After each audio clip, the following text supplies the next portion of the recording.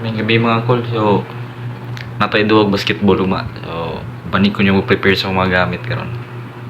Sige. So muna yung pinaka-importante mga kol. Atong sapatos, muna itong gamiton para uma. Kusugin mo dagan.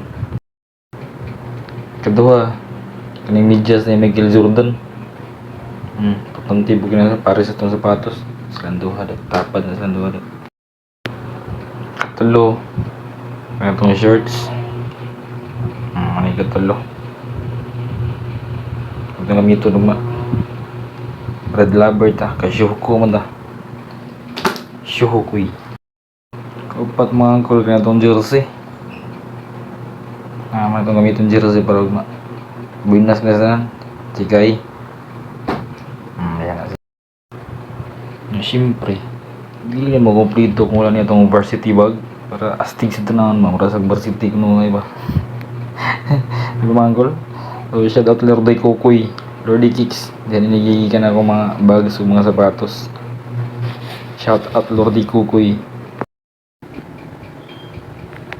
Nga mo dahil puro mga ni mga dul. Ang mga angkol. Nanasunod itong mga gamit. Okay na. Okay na para makakapag-sumbagay yung si good luck. Sumunod ang mga angkol.